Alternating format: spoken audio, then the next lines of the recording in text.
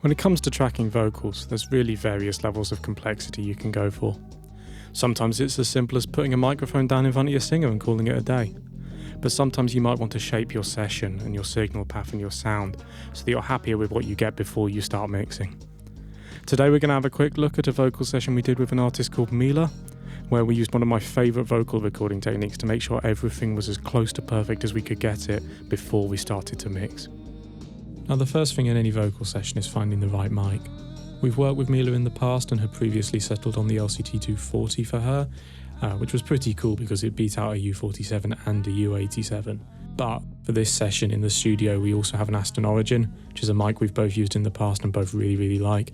And it did, after a little bit of A-Bing, end up being the one we went with for this particular track. From there, we ran the Origin out into an SSL channel strip. Little bit of light EQ, high pass, low shelf, high shelf, very minimal. And then we bypassed the compressor on that strip and went out to a Brick Lane from Cranbourne, which was just kind of grabbing some of the more aggressive transients. Slow attack, slow release. We wanted the vocals to have a bit of punch, and also with the built-in saturation circuit on these that only kicks in when the compressor's actually working, we didn't want to kind of overcook the transients, especially when she's like properly punching out. But we did want to add a little bit of fullness to the end of each phrase.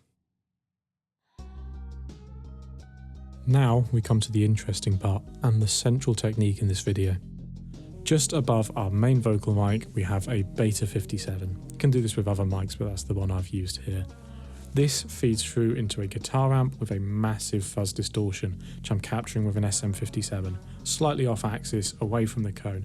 I want like a full low end, lower mid range, but I don't want this competing with like the intelligibility of the vocal, so I'm trying to cut out some of that brightness. We're going to track this alongside our main vocal mic, and then we're going to blend the two together. Now with this technique, you do have to be ready to deal with quite a high noise floor coming out of that amp.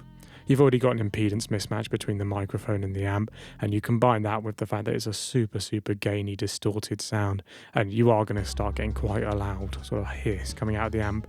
But with a bit of EQ, a fair bit of noise gating, it's quite easy to circumvent, and it does give you a sound that I don't think you can replicate with a plugin.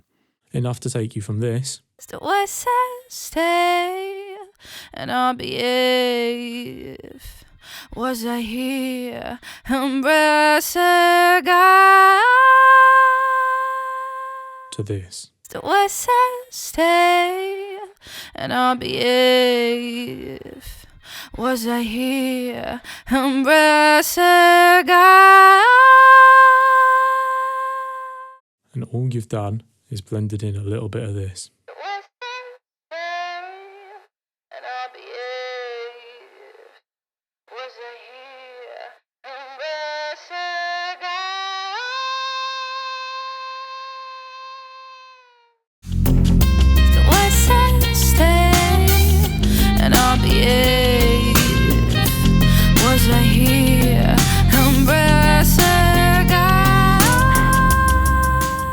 This technique can be particularly good in live sessions when you're trying to get a vocal that's like in the moment and cohesive and part of that performance, but you still want the like bigness that you get from a studio vocal, that kind of doubling that you tend to go for. This is from a session we did recently with Ben Brown. It's different mics, but it's the same technique and the same idea. Do you wanna go to the river? I know the spot's so deep and green. There's wild raspberries and apple trees and rocks to climb between. Water like a washing machine. If you're a fan of the results you're hearing in this video, you can head to our website. There's a link in the description. It gives you a free article detailing how to get started with this, and then some of the more complex aspects of this technique that we haven't mentioned in this video. And while you're there, why not check out some of our new sample packs? If you've got something you want to get recorded, something you want to get mixed, get in touch with us. Email address in the description. We'd love to help you out. Cheers, people.